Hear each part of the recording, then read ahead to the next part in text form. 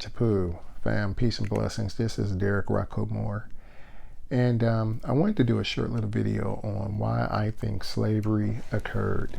Okay, the whole purpose of me doing this video is mainly because I think that if we answer this burning question that a lot of us have had, but has gone unanswered for such a long time, it would kind of give us a little bit of a little bit more insight into why we are engaged in the spiritual traditions and spiritual practices that we are involved in today.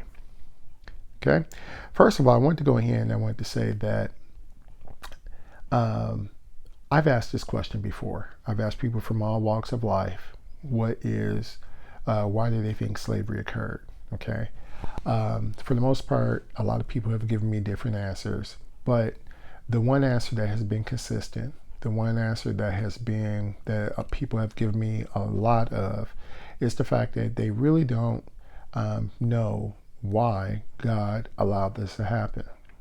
And they say that they really don't know why God allowed this to happen. They really don't know why God condoned such a horrific act. Okay. But what I found is that in the process of studying history, in the process of doing, researching the whole transatlantic slave trade, the triangle trade, in regards to looking at the entire picture, what I have found is that there were basically two myths that occurred.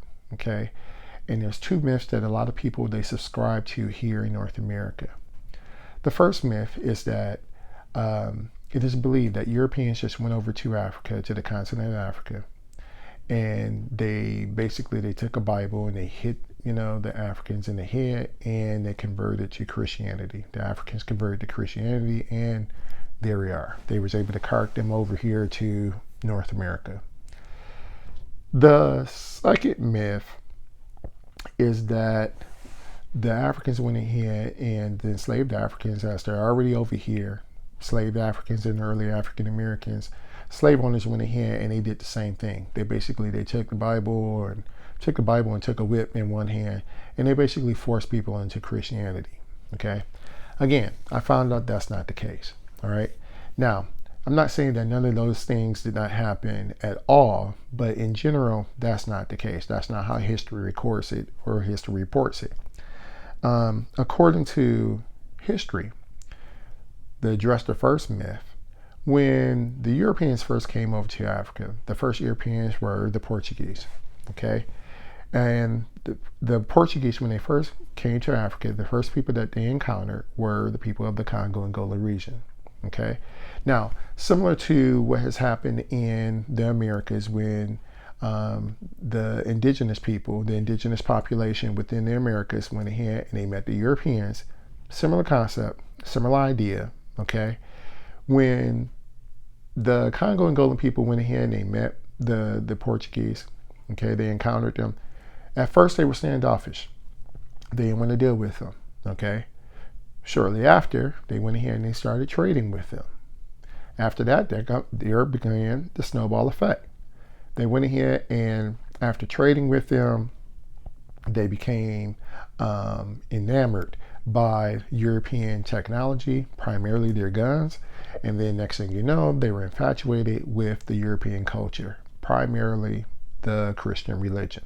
Okay, now it was so much to the point that they were so infatuated with the European religion and European culture to the point that the Congo king basically made Christianity the official religion of the Congo kingdom. Okay, and again, and I want people to understand that this is before the beginning or the start of the slave trade. All right, so that right there kind of gives you a different perspective on how Africans even went ahead and encountered Christianity. Okay, how they even came across the European version of Christianity. Okay, or the Roman Catholicism, I should say. All right, so that's the first myth. The second myth, that when the Africans, the enslaved Africans and their descendants are over here in North America, that the slave owners went ahead and they basically, like I said, they converted the Africans into, the enslaved Africans and the early African Americans into Christianity. What I found out, according to history, the way history reports it, is that the slave owners, they toyed around with the idea of converting them over, okay, of converting the enslaved Africans and their descendants into Christianity. But most of them, they opted out of doing so out of fear that the Africans, the enslaved Africans, early African Americans, would go ahead and misinterpret and misconstrue the whole salvation piece, which means freedom from sin, that they would misconstrue it and misinterpret it to mean freedom from physical bondage and freedom from slavery. So as a result, they chose not to do it. They chose not to convert the enslaved Africans into Christianity. Okay? And in fact, the Africans, enslaved Africans and early African Americans did not convert to Christianity willingly until, I think it was the Second Great Awakening. So we're talking about almost 100 or so years that the Africans, the enslaved Africans and their descendants are able to practice their traditional ancestral beliefs for almost 100 years prior to them going ahead and becoming, Christians, in which they converted to, you got it, you guessed it, Methodist and Baptist denominations. Okay? So, again, the whole idea that people were forced into Christianity, again, not saying that that did not happen at all, but in general, for the major or for the large, most part of the populace, it didn't happen. It didn't occur. Okay?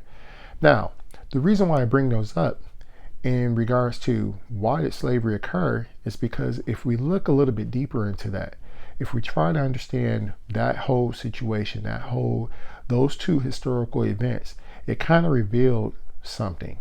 It revealed something to me. And what it revealed to me was that somewhere along the line, okay, the reason why slavery really occurred is because people stopped being spiritual and chose to be religious. Okay? Somewhere along the line, people stopped being spiritual and they chose to be religious. Now, what's the difference? What's the difference between spiritual and religious? Well, when you're spiritual, okay, that means everything is coming from within. Okay? The divine is within. Your ancestors, their blood and DNA and everything, it flows within you. So guess what? Their memories and everything are inside of you. So when you go and you're approaching life and you come across any kind of problem or issue or what have you, you're going within. Okay? You're talking to the divine within you. You're talking to the ancestors. You're talking to your spirits or whatever. Okay? All of this is within you. All right? But if you are approaching it from a religious perspective, okay, if you're looking at things from a religious perspective in which you're taught that your salvation comes from outside of you, it comes from an external source. God is outside of you. Your ancestors are outside of you, okay, then everything basically becomes, you're basically religious because you're looking at things from an external perspective. You're looking for things on the outside to go ahead and to save you. All right? So, with that in mind, okay, if we think about the fact that, like I'm saying, I believe that the reason why slavery occurred is because because our ancestors, or the African ancestors, they stopped being spiritual and chose to be religious. Okay? They chose, instead of being intuitive, they chose to rely on someone else to go ahead and to save them. Okay, rather it be God, rather it be the Europeans, or whatever the case may be. If you kind of think about that from that perspective, that means that God didn't allow slavery to occur. Okay, God didn't condone slavery. All right, it means that we went ahead and our African ancestors basically let us down by going ahead and relying on somebody else to go ahead and do so. Okay, now, I know that that might not sit well with a whole lot of people, okay? But when I think about it from that perspective, that means that in this lifetime, the reason why I'm back on this spiritual path is to kind of set that record straight. Because I find that we are still in that same situation.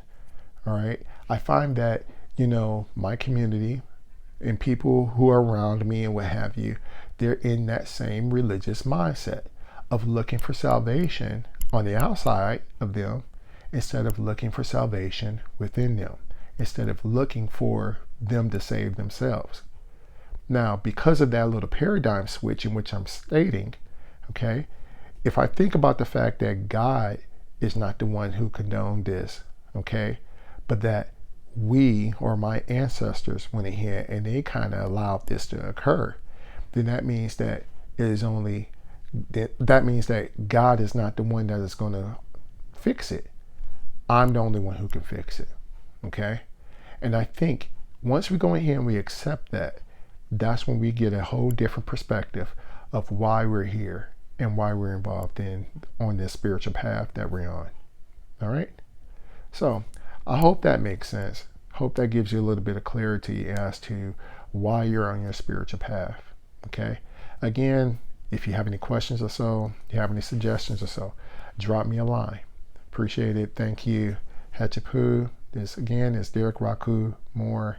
Peace. Don't pretend it. Baby, I'm